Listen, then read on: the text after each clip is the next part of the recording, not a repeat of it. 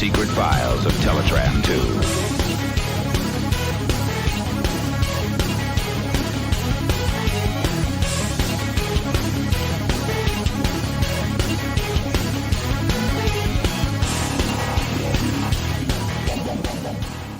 Anyway, hello.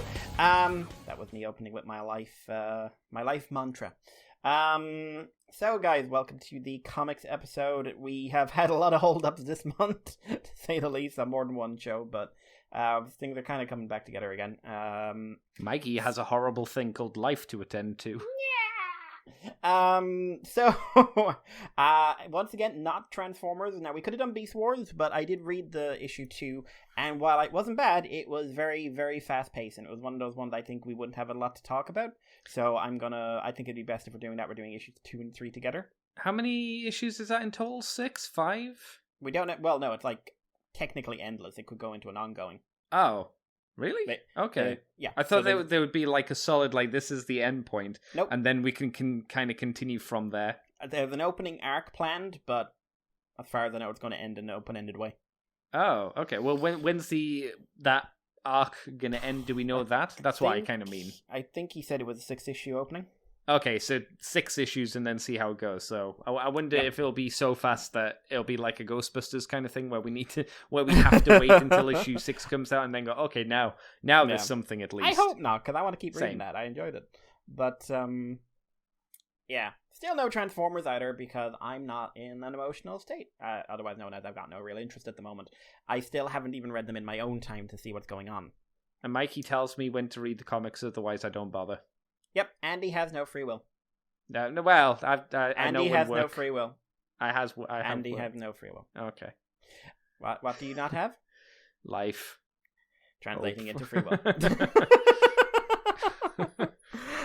So we are doing Annihilation Volume 3, the last part of this story. I should say I only read Annihilation. I did not read the Galactus Heralds one. I mean, that's like a conclusion and afterthought kind of thing. It's not necessary, just kind of tidies up a few things. I don't remember it being super important, you know. And yeah, for Patreon, we are doing something we haven't done in a while, which is Atomic Robo, which I hope we've got the right ones, because I read Ghost Station X. Yeah, that's the one. Yeah, good. I think what happened was I read that because I'd read this one before. I think I accidentally read this one when we were doing a Fear Agent that week or something. Yeah, you'd read the wrong one at one. I remember that distinctly. Yeah, so yeah, I have read this and I read it again, so we're definitely on the same page, thankfully. Because when he said to do this one again, I was like, have I not done this? And then halfway through, I was like, no, I have. Oh, that's right. Because you came back to me and said like, oh, it's the She-Devils one. I'm just like, no, it's not. Yeah, and then I was like, oh, okay. We'll see. We'll talk about it. We'll talk about it. So that'll be in Patreon. But right now we're going to start with Annihilation. I'm going to give a real quick rundown of this one because it's straightforward but big. Yes. Because it's a meaty volume, this. So basically, this is kind of the war story version. So up until now, we've had kind of the superhero stuff. And now we switch to Nova's perspective with Peter Quill, a.k.a. not Star-Lord, a.k.a. Robot Cyclops Man.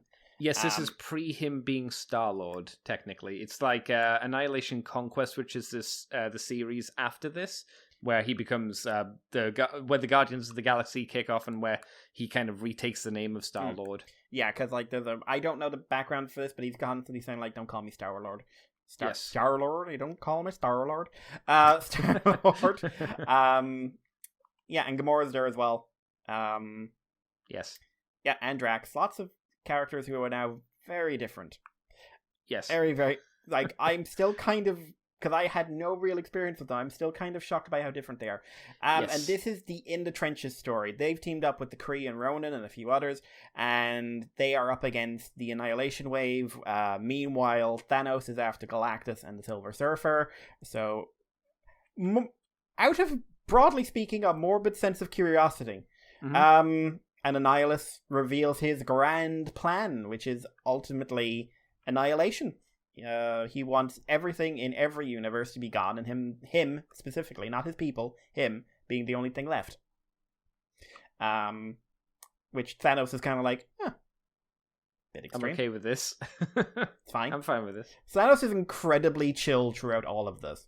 I mean, there's very few people who can actually stand up to him, to be fair, even without the Infinity Gauntlet. And when you've killed half of the universe and been a god yourself, you just kind of shrug at everything else at that point. Everything's kind of a downward slope after that, right? Yeah, even your own death is just kind of taken in stride. Pretty much. It's like, I think he actually went, oh. But yeah, so all the groups start coming together. The Heralds of Galactus are the ex-Heralds rather, they're contributing, but they're in serious trouble. Galactus is captured and hooked up as basically a cosmic battery, which Annihilus will use to drain the power and then absorb it. And Annihilus is so much fun, but we'll talk about that in a minute. Eventually, Thanos decides, you know what? Nah. He's kind of convinced by Moondragon showing him what's going on inside Annihilus's head. Who's Moondragon? She is the daughter of Drax. Also, she don't got one ear, or at least she didn't have one ear. I don't know if they grew it back, but she missed an ear. I think she gets it back. I can't remember. Yeah. Also, she loses quite a lot of skin on her arm. She does. Yeah. That was unpleasant. It's like flayed her arm as a matter of point. Just say just so you know, this is what they've done to you. Yep. But anyway, so Thanos goes to free Galactus. Unfortunately, Drax shows up at that moment and kills Thanos, who kind of takes it again in stride because he gets to hang out with his lady friend. They use the Silver Surfer to free Galactus. Galactus goes to fucking town. He's rather upset, shall we say. Rarely do you see Galactus get emotional about anything. Yeah. He's not a happy camper. And that's basically the main end of the Annihilation wave. There is no more wave. It was ironically annihilated. Annihilus then gets in a fight with Nova and his group, and they manage to take him out eventually. And then, it sort of wraps up the Kree and some of the leftovers from the Annihilus wave sort of form an uneasy alliance. Ronan's now in charge of the Kree. Nova's trying to figure out what he's going to do. He was kind of half dating Gamora, but she's gone off doing Gamora stuff. Mm-hmm. Cammy, the brat child, is now hanging out with Thanos' little fairy, which can't be good. And it ends with one of the surviving Annihilation wave queens birthing a new Annihilus, which presumably is why he even keeps them around in the first place. And, with the to be continued. And that is Annihilation Volume 3. And until, like you say, the next kind of bit, which is just the Heralds of Galactus, which is just kind of them having their spotlight. Which is weird to have it at the end of the series when it's all done. Yeah, it's also kind of like I skimmed it and I saw there's Silver Surfer wraps up the thing with the two old gods. Yeah. But I'm of the opinion, from what little I skimmed there, it didn't add anything to the story or anything. It didn't really add. I think it's there to spotlight each of the heralds for again newbies, but for the most part, I don't think it's one desperately interesting or very important. Yeah, I am a newbie, and I was just listen, none of the other heralds really matter bar Surfer. Yeah, that's the thing. Their events, what Firelord does a big heroic thing, but that's only there so someone does a big heroic thing. Mm-hmm. It could have been anyone. I would also throw out, no offense, but some of them have some pretty old designs, shall we say, naff, to be kind. I think the technical term is naff. Yeah, I like Stardust. Stardust got a good one. The weird, glowy fish kind of thing. That's neat. Ape Sapien, basically. Yeah, actually, that's a good point. And Surfer is Surfer, so that's the classic design. But sure, the rest were just kind of oh god, you were from that period where they Surfer was off on his own, and they were just desperately trying to fill the gap, weren't you? I mean, Firelord's just dude on fire. It's basically Johnny Storm. Yeah, I did you get to the profiles in the back where it shows some of the old images of them? Yeah, there's Firelord looks technically better, still pretty bad. Gabriel the Airwalker also not a great design. No, I didn't care for it. But the Fallen one again, just a blue dude. Yeah. Okay, cool. Right, so where do you want to go with this one? It's very different. How so? What do you mean it's very different? Like I said, it's in the trenches. Like, the first half of it is basically you're down in the dirt with the soldiers. Just yeah, like pretty much. Some of the soldiers are big names, or relatively like big C-listers. Like, it's mostly just like soldiers interacting with each other. Like, Ronan and Nova have an interesting relationship where they clearly don't see eye to eye on a lot of stuff, but like they have a great deal of respect for each other. Yeah. And like Ronan leaves to basically kind of take over the Kree Empire and get it back on track, at least, you know, Ronan's version of on track. And the last thing he says to Nova before he leaves is like, "If you were Kree, you would be my brother." And that's like, from Ronan, that's like getting a hug. Yeah. Oh yeah. Yeah. Because like, and also he's a little bit better of a character than he is in, say, Guardians of the Galaxy, the movie, isn't he? I mean, he's a character. Yes. And rather than a shouty man who's basically there to be for you to get perspective of just like, this shouty man has to listen to the big purple man. Can you see why, like, at least from my perspective and some other people's perspective as well, the representation of Ronan was pretty bad from a really interesting character who stands up for his people, even though he's very by the numbers of the rules that the Kree people say are very by the numbers, but he cares about his people a lot too. I'm a generic bad guy, I'll serve Thanos, and you're like, he would never do that. Yeah. Never. No. I like they play off the fact that like he's Ronan the accused now, not the accuser. Yes. But he, you know, it's Ronan. He plays by his own rules, and as far as he's concerned, like, and I really like the element that the Kree follow him because of his force of will. Like, even if he's seen as a criminal, it's still a case of, you know, this guy says that we should try something, we should probably try it. Because he knows what he's talking about. Yeah. I like Nova a lot in that as well, because he was like the beleaguered colonel. Yeah. They didn't really spend any time with the whole, like, superpower. Like, Nova's powers really mean very little to the story, bar the fact they let him have a bit of a punch-up with Annihilation at the end. It's really Richard at the core of it all. Yeah, Richard Rider. Yeah, you're dealing with...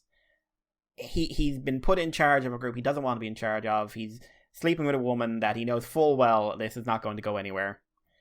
He's hanging out with a guy who you get the sense that we're hanging out because we happen to be the only two people who have something in common. Yeah. Like, we're humans, so it's like, Basically, it's probably a very common experience if you are in the trenches where, like, these are the people I'm given, ergo these are my people. These are not the people I have chosen to be with. Man, if he's got no future with Gamora, why is he sleeping with her, Mikey? Who knows? Who can say? Without wanting to sound a small bit coarse, yeah, she's very hot and very up for it.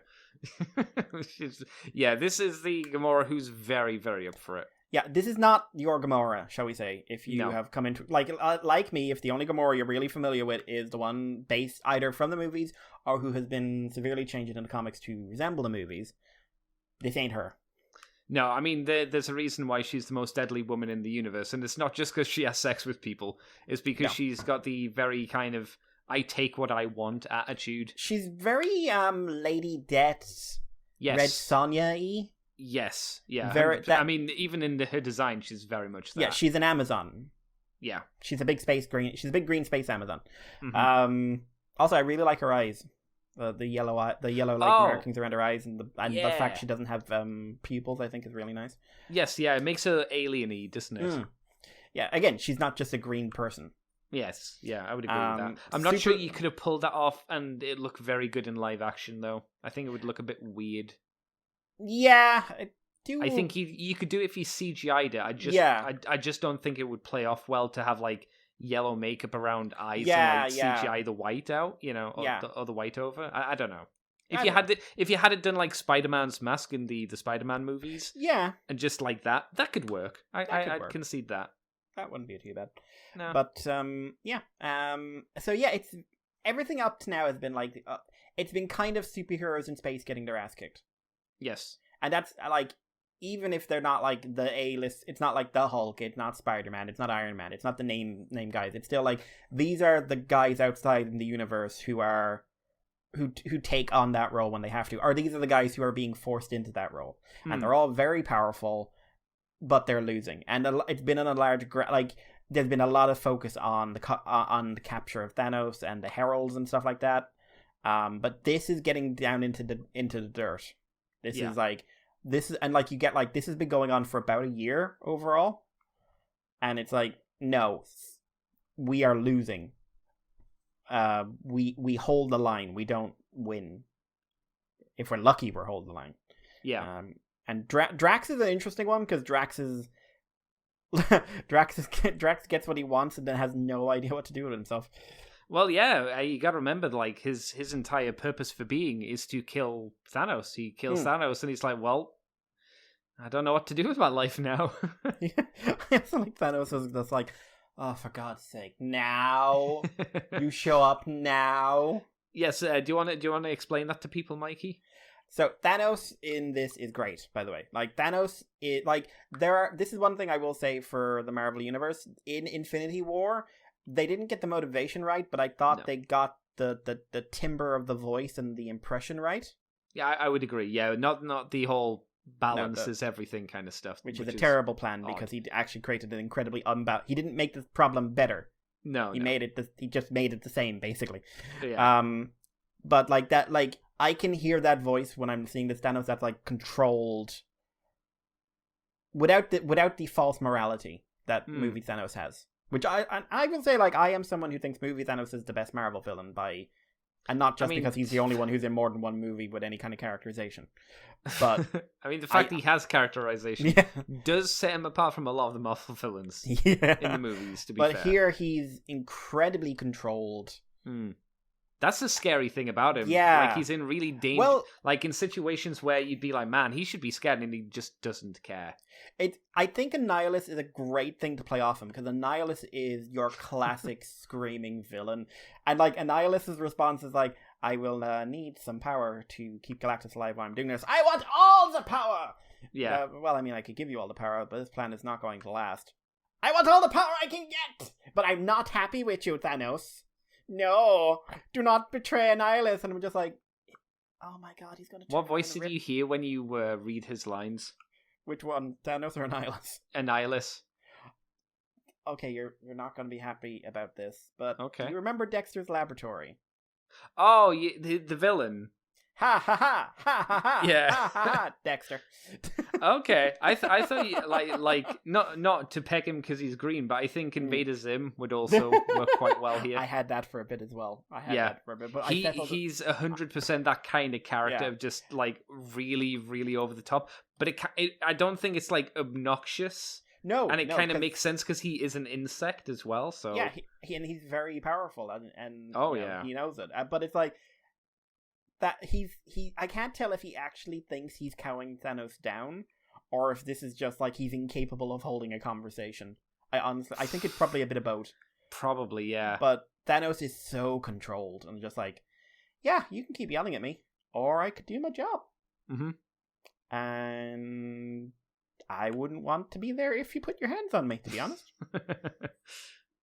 I love how non-personal everything is with Thanos. Like, he's not out for anything. Moondragon, like, he's trying to draw Drax in because Drax is interfering with the Annihilation wave. Yeah. So he kidnaps his daughter and sends an ear because, hey, maybe you should find her. But, like, it's got nothing to do with, like, any feeling he has for things. Like, the angriest he gets, the only emotion he really expresses, he gets angry for a minute at Moondragon because she starts lecturing him. Yeah. And he's just like, back up. Yeah, I don't need you telling me about what I should be doing. Yeah. Shut up. Because bless Moondragon, she's not nearly as intelligent as Thanos is. No, very few people are. No, and it's another kind of irritating thing about obviously the Marvel Universe is Moondragon is a character not touched on and who's very interesting and gives Drax motivation as well. Yeah, because he does. Partially. He's got a daughter in Guardians, doesn't he? Does he? I can't remember. Because she died. Thanos killed her. Oh, yeah, it's his entire family are killed or something by Thanos, isn't it? So they just kind of wash Moondragon away, which is like, don't wash Moondragon away. Moondragon's really interesting. She has a good run in the Marvel Universe. And granted, she has a pretty bad time in this comic, having her ear pulled off and, like you say, having her skin flayed off. Yeah, and then vomiting up, like, loads of worms. I love when he does that. She starts vomiting, just like, you're welcome. Well, I'm sure it probably is for the best. It's still like, yeah, you're suffering. Good for you. But Yeah. I love the reveal of just like, why are you helping him? Because it's never clear, and then it's just like, honestly, I'm just morbidly curious. But now I think he's going too far, to be honest, and he seems to be trying to manipulate me, and I'm not okay with that. Yeah. But then it's like, you were curious? You have to admit, it was interesting. That was my favorite bit, because that's this little weird comedic moment, like they're walking down the hall like as buddies, and it's just like, you have to admit, it was kind of interesting. Or like when she says, like, what do you know about friends? I'm familiar with the term. Yes, yeah. It's like, Thanos isn't heartless, he just doesn't give a shit. Yeah, he doesn't care. Like, he has a friend anyway, that little man on Earth he tortures every year. That's not Dave. well. That's probably the best friend Thanos has. It's a very one-way relationship. Yeah, like, it's the Yandere. Yeah. Let me tell you what's going on in my life. I don't care, Dave. Nobody cares. See you next year. Bye-bye. Oh, Dave. I lost my job today. Was that you? Nope. Poor coincidence. What did you do? Killed your cat. No. The fact he just shows, I'll never get over it. He just shows up, picks a person at random, and just says like, I'm going to live forever. How long is this going to last? Yep. Got to entertain myself somehow. But yeah, it's just like, he's got such presence in this. Like, it's really, like, he's my favorite character from this book. It really does like highlight how cool Thanos is. Like I didn't know who Thanos was before like reading this. I think I read this and then obviously went back and did the Thanos Quest and Infinity Gauntlet. And both those and this really cemented me being like, wow, Thanos is really cool. I like him a lot. Yep. He's similar to Darkseid on a very surface level for obvious reasons, because he's clearly a clone. Yeah, no, Thanos was, like a lot of Marvel characters and a lot of Marvel concepts, he was made in response to a DC one. That's not knocking it is. Yeah, it's just how it is. But I think he at least in this, he is different from how Darkseid operates massively. Darkseid believes his own hype. Yeah. Whereas Thanos has no hype. Thanos is. That's how I would see it. Like, Darkseid is someone who has convinced himself that he is an all-powerful god. Now, he's a very powerful individual, but he's not like a deity. No. Like, not literally, anyway. Yes, I know, new gods, old gods, but that's, you know what I mean. But Thanos is someone with a huge amount of power who has just supreme confidence in himself, which is completely earned. Yeah. There's no hubris, there's no arrogance to it. It's just, I am that good. Yeah, he's proved himself a lot. Every time he pops up, it's very rarely that he comes off. I mean, he does lose, obviously, but he usually does what he intended to do initially. Yeah, he's smarter than everyone else, and he's stronger than most people, and he's more skilled at most things, and, you know, that's it. Like, they did a weird book there years ago. I read a bit of it. Thanos and Hulk. All right. And it was basically Green Scar Hulk goes to space and meets up with Thanos. And like, Thanos is like, I don't think I could take you in a fist fight, but I would win. Yes. Because I don't like you're pretty intelligent for a Hulk. No, you hit harder than me, but I'd win. Mm-hmm. And it's like, in those moments, it's like, no, I actually believe that. That's why the Thanos Quest. Did you ever read Thanos Quest? No, I have read very little Thanos. That's a shame, because Thanos Quest was all about how he gets the Infinity Gems. So how do you beat someone who has infinite strength, like stronger than the Hulk? He beats him. Yeah. How it shows how he beats him. How do you beat the greatest intelligence in the universe, which is the Games Master at his own games? Shows you how he does that. It's a good. It's not long. It's like 2 big issues, or maybe So it's like maybe 4 issues in total, but it's worth a read just because it shows you Thanos being Thanos and being very, very sneaky and smart. Yeah. No, I'm definitely interested in it. After reading this, I'm definitely interested. Yeah. Because, like, you know, like, I always like when I can read a character and really get into them, like, just from a short appearance, like, really strong.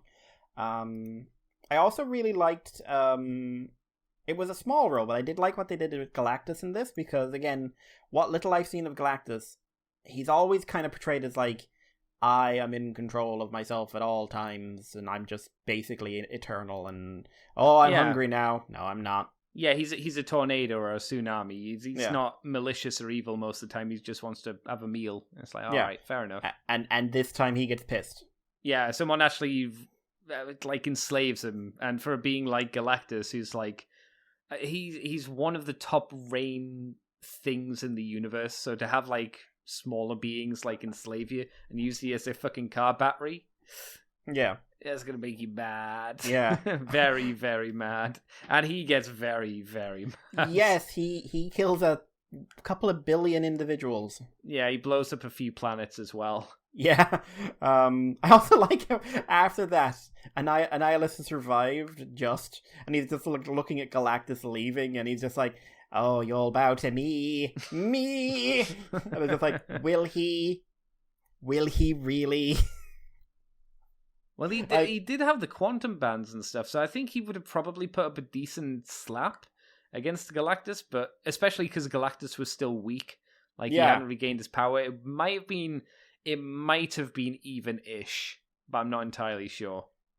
I don't know. He did like kill and presumably eat 3 planets, at least. Did he eat them, or did he just poop them up? I don't know. He doesn't seem like a wasteful guy.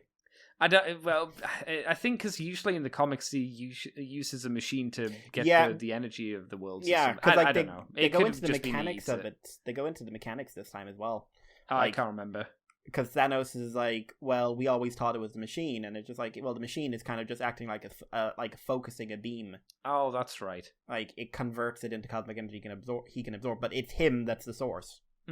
Like, it's basically just it's like focusing his energy in the right way, but like he's the one absorbing it. That's right. But yeah, no, yeah, and like in a way, I suppose it's a bit Deus Ex of an ending. Yes, but sure. I considering hang on, do you mean with Galactus? Yeah, I don't know if it's Deus Ex because it did set him up earlier, and it's he is there. He just doesn't. It's not like he comes out of nowhere. They do free him. So I'm not sure if is it Deus Ex at that point? I don't know. Well, the thing is, like, they've set the Annihilation wave up as something that they're not beating by arms. So they were going to they went for like universal explosion, so technically not by arms, I suppose. But like they weren't. And they don't beat the Annihilation wave. Yeah. They killed the leader, which kind of sends them into a hizzy, and the bugs still are in the positive universe. The ones that survived are still there. Yeah, so they didn't really win, I guess you could argue.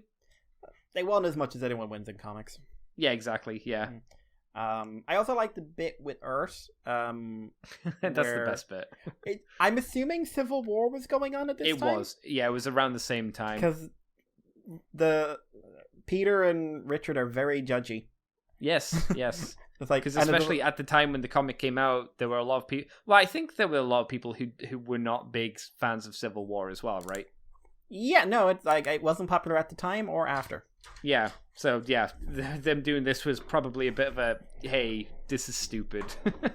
All the greatest here, like Peter's like, well, if they band together, I actually think they'll do fine, and Richard's just like, they're not going to band together.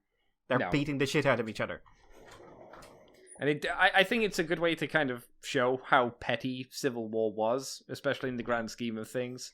Because if they went down to tell them about this stuff, it wouldn't matter. Oh, yeah. Like, it would be just like, listen, you're here now, I need to register you. Yeah. God damn it, Tony. Yeah. Also, one thing I'm glad is that, like, if this was done today, there would be about 50 billion tie-in issues. Oh, yeah. I mean, there were quite a few tie-ins as well, but it would have been worse because it would have been tie-ins during this rather than before and after. It would have been like the Annihilation wave did hit Earth, and then you'd have Amazing Spider-Man Annihilation, and like, and then Captain it'd be America like, Annihilation, blah blah, and then blah, it'd be like, it hit Asgard or wherever Thor was at the moment, or Planet Hulk Annihilation. Some of them ended up on Sakaar. Yeah, and it was just like Green Scar meets them, and it's just like ass kicking. But like, and as much as I would love to see a scene of the Green Scar Hulk going to town and these guys, it wouldn't be relevant.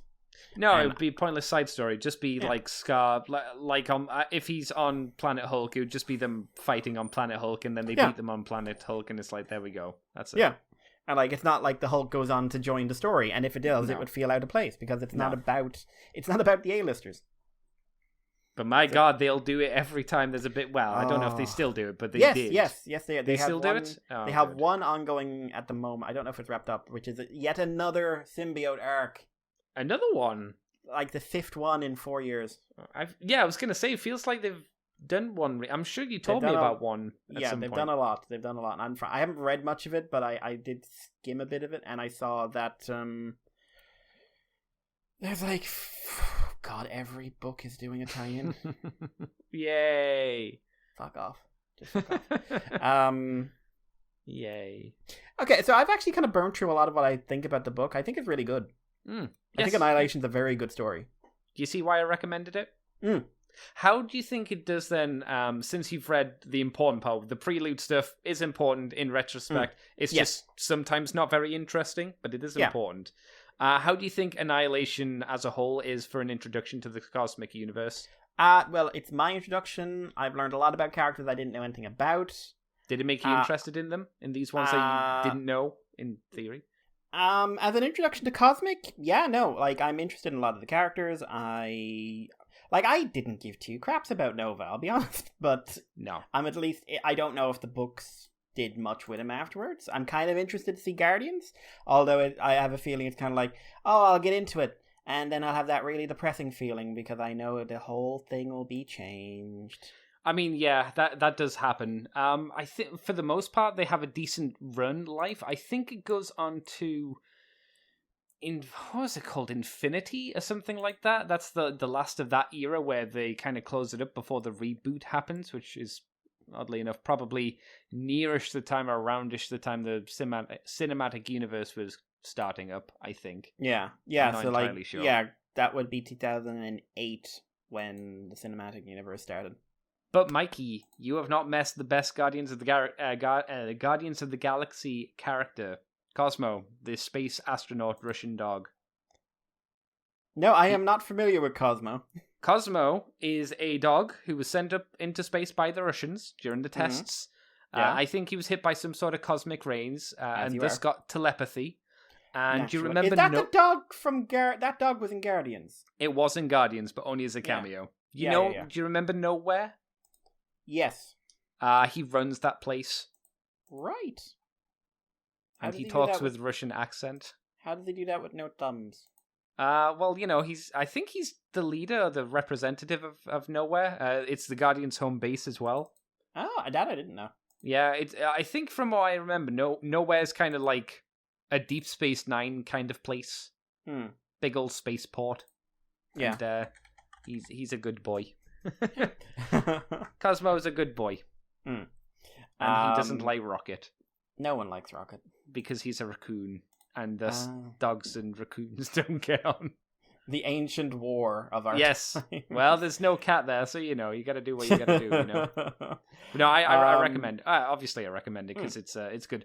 I will say that the follow-on Conquest isn't as good as Annihilation, but Annihilation Conquest does introduce interesting things. From what I remember, it could easily not be as good as I remember, but I remember liking the Guardians of the Galaxy stuff and how it span out from there. Yeah. So yeah, no, I'm interested in Cosmic now. I might go looking for a few books like what would be good. I'm definitely going to try Thanos Quest and finally give the Infinity Gauntlet a try, I think. Have you not done the Infinity Gauntlet? I haven't done a lot of like pre-90 stuff. Wow. I mean, me neither, to be fair, but that's the thing I read because, again, probably I was really into Thanos and I read it. I was like, wow, this is really good. Oh, damn. I'll be honest, ever since I read Watchmen and really didn't like it, I kind of like, oh no, it's something everyone said was an amazing book, and I'm just like... I mean, it's not as pretentious, and I'm sorry, I do find Watchmen to be a little bit pretentious. With its just a tad. With its mid-comic chapter books. Which are just like thematically squid involved with the story rather than having any kind of real relevance, right? Yeah, also evil squid. So I don't mind the that squid because it's meant to be like set in what is it, the 40s, the 50s, or something? But it's So the like, one thing. whatever. It's the one thing I'll say the movie did right. I mean, they'd have to drop the fucking squid. I kind of wish there was a cut with the squid. No, don't say anything. No more cuts. The there Zack are no Snyder cuts. cut. No cuts. Mikey, there has yet to be a Zack Snyder cut of The Watchmen. Oh god, what bullshit did he take? I hope they all deleted it. Then again, I hope they deleted the original file for The Watchmen. But I didn't like that movie. But no, yeah, like I'm definitely interested in Cosmic now. Yay! Yeah. It's, the whole idea. How do you think the artwork held up? Because I think it again kind of fluctuates a little bit. Yeah. I think the grungy stuff works better than you might expect. Yes. I think some of it is aged. Yeah, it's definitely of its kind of noughties time period, for better and for worse as well. Yeah. Which is no crime, shall we say? No. But overall, I'm pretty pleased. Good. Yeah, that's pretty solid. Yeah. 'Twas a fine recommendation, Andy. Yay! I am glad. I'm trying to think. Also, you know what was nice? Thanos had a happy ending. Yeah, he got tagged. You know what? I'll never even I was annoyed about this even before I knew much about Thanos. Is this the Deadpool stuff? No, I didn't mind the Deadpool stuff too much, but okay. That annoyed dumb, me a little bit. It's dumb, but it was funny at least. But this is complaining about the MCU again. But the fact the MCU set up the idea of Lady Death, where just like to fight the Avengers is to court debt, and he just turns around with this big fucking grin in his face. Yeah, I'm just like, you were clearly planning on doing Lady Death. I think they were too scared to go and try and explain the concepts, like eternity and whatnot, which is kind of lame because I think if you do cosmic stuff, you don't have to move into the really big things, but if you do the Infinity Gauntlet, you especially have to talk about how the entire Marvel universe works with eternity, with the council, and Galactus. a lot of Galactus. He's not even one of the big ones. He's like a maybe 5th tier level entity, I think. But you need to talk about the big ones. I think they've got something like if Galactus dies, the universe is probably going to go with him at one point. I think they said that at one point. I don't think that was what it was like back then, but I could be wrong. They don't talk about order and chaos, the entities that embody them, or anything like that. So they changed his entire motivation into something ridiculous. Yes, but I think you got to remember as well that they weren't brave enough to make the Asgardians really gods. So they're aliens. It's like, no, they're not. They're gods. They are literally the gods. Yeah, just accept it. it's fine. But no, that's not realistic, and everything had to be realistic. It did. Luckily, thanks to the Guardians of the Galaxy movie, they did push the ball slightly, but they've never really pushed it any further than that. They just kind of got it to the point where, again, they thought it would be acceptable for people, and then went, okay, it's fine here. We don't need to push the ball any further. People will accept this. Maybe it'll go too far the other way. Yeah. Also, like magic and Doctor Strange is portrayed interestingly, shall we say? You know what might have been nice for people, because everybody likes representation. You could have had Moondragon in there, because she is in a very stable relationship with Phalanx. Is that how you say her name? Something like that. She's Phalanx. Who looks too old for her. I'm just going to say. They're the same age. She just happens to have grey hair. But like I thought they drew her quite old looking, and I figured she wasn't actually supposed to be old because like she's Captain Marvel's daughter, isn't she? The original something like that. Marvel, whatever. Yeah. The one no one cared about even back then. And please don't ever come at me saying like, oh no, Marvel's Captain Marvel. We all cared about it. No, you didn't. I mean, he died in this comic. Oh no, that was Quasar. Quasar died. Yeah, sorry. Yes. Like no one cared about him. No one cared, and that's fine. Like Ms. Marvel or Captain Marvel, like she was always more significant than him.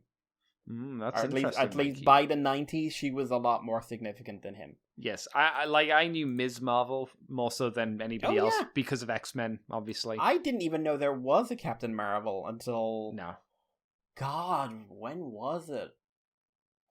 Mid 2000s? Yeah, something like that. Yeah. So yeah, like she's the important one, and that's fine. Mhm. But yes, Moondragon has a lady friend in this, so yeah. Also, I really like Moondragon's design. Yeah, it's nice because again, you don't see like. I think you can count on like one hand the amount of bald women you have in And shows. it's, like okay, spinning off that diversity thing, it is kind of annoying how often like if it's a bald woman, it's usually someone who's supposed to be really incredibly stereotypically African. Yeah. Yes. Just like you're an African warrior woman, ergo you have no hair. No hair. Yeah. They did. That was in Black Panther, wasn't it? Yeah. I'm sure it was. Yeah, but Black Panther's a weird thing in terms of that sometimes. I like, as somebody who likes the movie, I don't love it, but I like it. But Black Panther has some weird moments where just like, for a movie that's got the message that this movie has, it's making some odd choices at times. There were a lot of weird things with the Black Panther movie, to be fair. Yeah. Again, I liked it. I haven't seen it since I first saw it, but I definitely didn't think it was very good. But then again, this was around the point where my interest in the Marvel's movies just died. Crashed and burned. And I mean, I always thought it was a shame that we didn't get more cosmic stuff, but obviously now, in retrospect, I'm kind of glad we didn't, because I think you could, like, if you want a big cinematic build-up, and you go, okay, this would be risky, and I don't think Disney would take the risk to do it. You could go into space and just do this, not directly into Annihilation, but you could set up for the Annihilation wave, and you could set up for this because it has.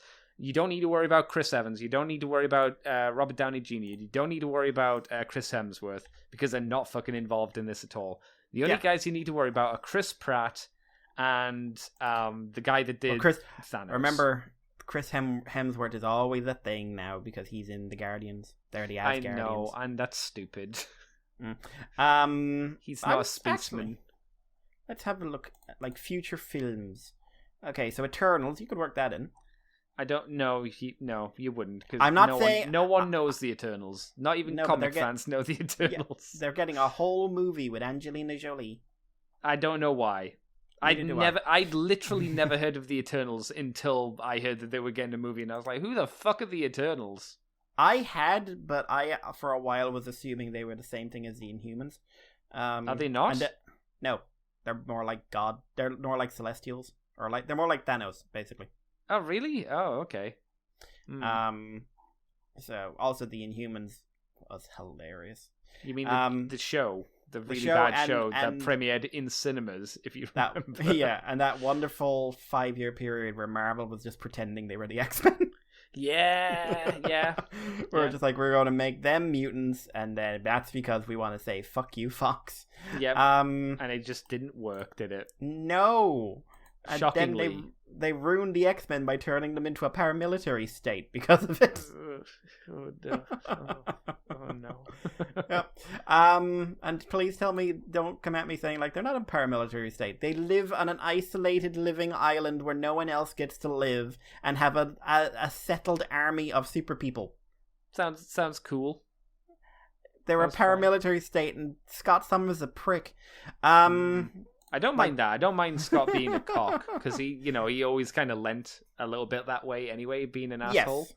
And especially once again with Emma Frost, it's like, well, Emma Frost was a bit of a bitch, so you get a cock and a bitch together, and you're gonna get a worse person in the end.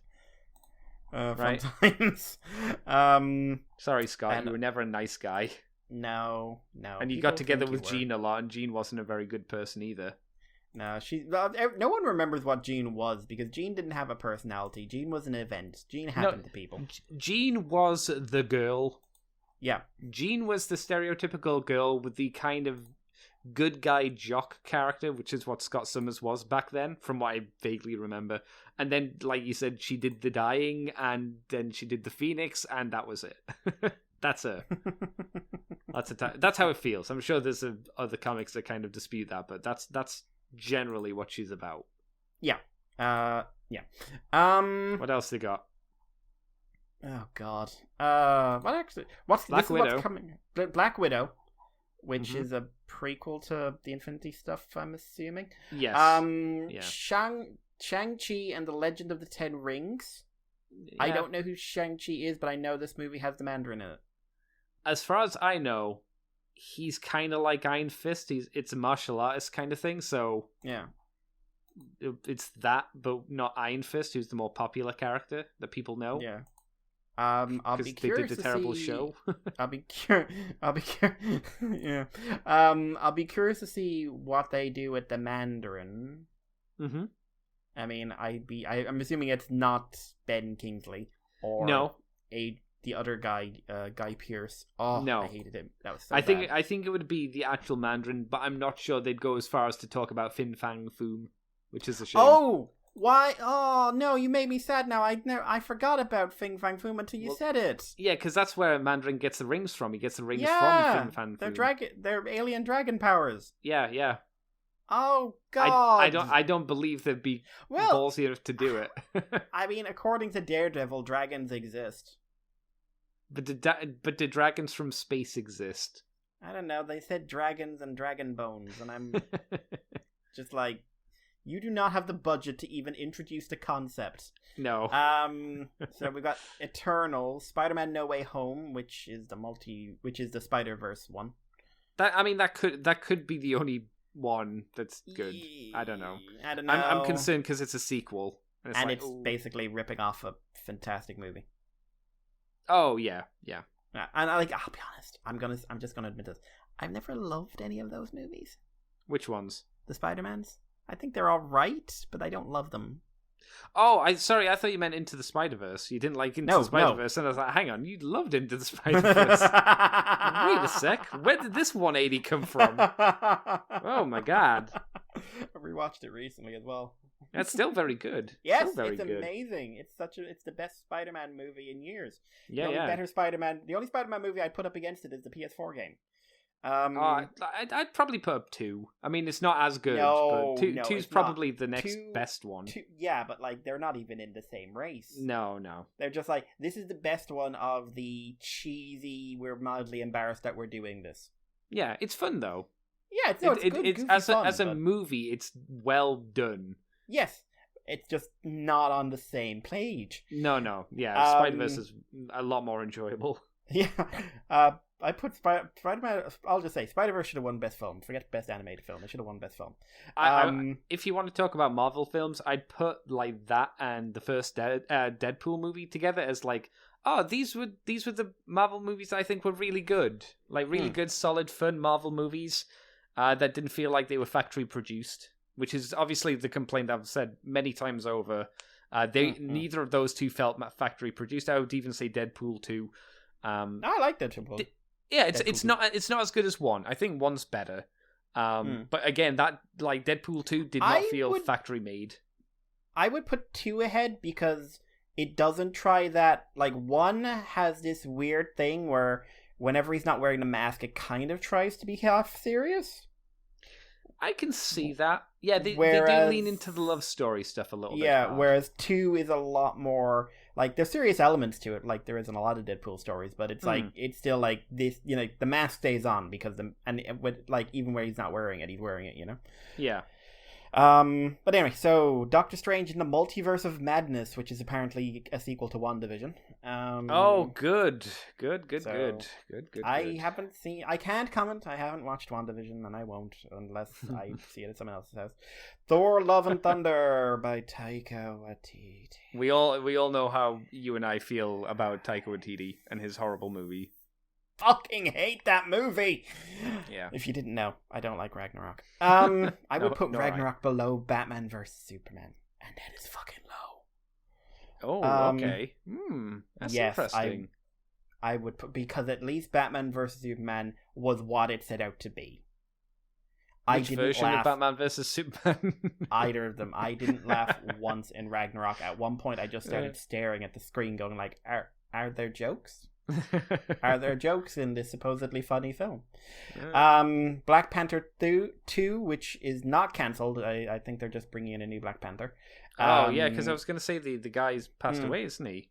Yes, unfortunately. Captain Marvel 2. Oh dear. I still haven't seen the first one, so I know Skrulls are in it. That's about it. Oh dear. They Ant-Man shot and the Skrulls in the first one, so I loathe to think what they do with them again.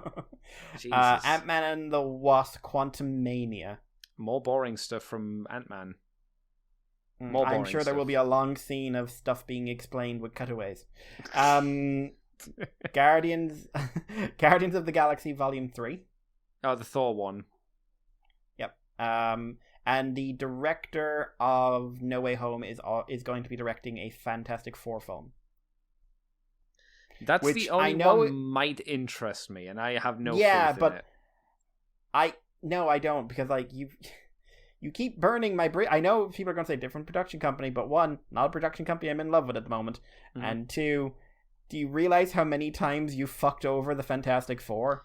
Yeah, I'd say at least this time round, it's not like Fantastic, where it was just, we need a movie to keep the license. And we also had issues with the director. Whose issues it was, I don't want to talk about that, because I don't know. And it's between that guy and the studio. And then before that, we had the web, very much a weird, like, Batman and Robin movie, but without the fun times. Yeah. Currently, the best Fantastic Four movie we have is Rise of the Silver Surfer. Technically. I'm annoyed by the fact you're probably right. Yeah, it's pretty bad. So I'd maybe even a factory produced bog standard, not very interesting Fantastic Four movie is something. The problem is movie where its clobbering time does not have any disturbing undertones. I just don't want to see an origin story again for the Fantastic Four, and I don't want to see them fight Doctor Doom. I want Doctor Doom to be already established, and in Latveria, and maybe they have interactions with Doom. Maybe they work actually together be Doctor Doom. That would also be nice. Like, Mikey. Yeah. Do you remember Doctor Doom from Earth's Mightiest Heroes? Yeah. Oh, he's so good. Listen, I remember Doctor Doom from the 90s, man. Oh yeah, he had the voice of Liquid Snake and the Kane guy from Legacy of Kane. Where he's just like, oh man, he had such charm. Yeah, I mean that voice acting is great. Anyway, he's really good at Doctor Doom voice, and he sold Doctor Doom. Yep, it was very good. Mm-hmm. So no, I do not want yet another like beleaguered would-be scientist friend of Mr. Fantastic. Reed Richards' latest beleaguered scientist friend who gets the powers the same. He is also hit by cosmic rays and also gets superpowers, but are expressed by turning metal. Do you want a Doctor Doom movie? Do you want to know what you do for a Doom movie, Mikey? You just do the Books of Doom. No, because the Books of Doom was a really good origin story and explanation of Doctor Doom. It was really good, and that's easily made into a movie. They won't do it, but it writes itself. What you do is Doom, and then you do a spin-off, Doombot. Is that the comedy one? That's about one of the surviving Doombots. Is it voiced by Chris Rock? No, it's just a Doombot who acts like Doctor Doom, but he's just a head, and he's got to get wacky adventures by getting people helping him. Are you sure we can't have like Doctor Doom teamed up with something with Chris Rock? Oh, who's the guy in the Rush Hour movies? Was that Chris Rock? No, who was it? No, he was weird. He was the dancer in Fifth Element as well. That guy. Yeah. Oh God, yeah. He was Ruby intense. Something. Yeah, you get him. You get him to voice something to follow Doctor Doom around to annoy him. That would be great. That'd get the kids in. They'd laugh at that stuff. Yep. There you go. Do we have anything else to say about this, Mikey? Or do you have any other movies that are coming out that we can put on, I suppose? Looks like Marvel's mostly going to TV shows, actually. Oh, good. Oh, so, what did you think of the end of Annihilation? Like, in general? Yeah. Like, I thought it was fun. Did you like it? It was fun. I kind of wish it hadn't had the get out of jail free card at the end, but... Yeah, I mean, that's comics, you know. Barry didn't die, Mikey, so... Yes, he did! He literally did! No, he's back. He melted! and he came back. For 23 years, he was melted. I can kind of buy that Annihilus wouldn't die because he's a bug. Yeah. So and they've established hive minds and stuff like that. Yeah, so. Exactly. And again, it's like, why would Annihilus have any of these things talking to him unless he had a reason for them? Mm-hmm. So yeah, no, it was a fun fight. Yeah, no, it was good. I don't know what else to say. I just liked it. Yeah, no, I would agree. It's a good, solid one. I think we could at some point we could get you to do Annihilation Conquest, since that's the kind of direct sequel on from this. We could talk about that at some point in the future. That could be fun. Yeah, or we could go back and talk about Immoral Hulk. Immoral Hulk. Yes, the Hulk, the sexiest of the Hulks. The sexy, judgy Hulk. He watches hentai. Oh no, Hulk! Don't do that. Don't be that guy. I use the ugly bastard tag. No, why? NTR. Oh, no! Incest, NTR. Cheating. All I'm going to say is someone must, because there's way too many tentacles in that book. Oh, in Immortal Hulk? Yeah. Oh, no. Sorry, but you're hiding nothing from me. Oh, no. Yeah, we do need to continue with Immortal Hulk, because last time we saw him, he was a head in an upside-down jar. Yes, you haven't seen where that goes. No. Yeah. In that case, that's what we'll do next. So we did Annihilation for me, and Andy's curious what happened to Jar Hulk. I am. Literal Jarhead Hulk. But so we'll do that. Ooh, cool, nice. I like it. We'll do the next volume of Immortal Hulk, which is wrapping up in a few months, I think. Oh wow! So yeah, even better reason for us to slowly go through doing that. Yeah, take our time. But guys, as always, we're going to wrap it up there. And thanks for listening.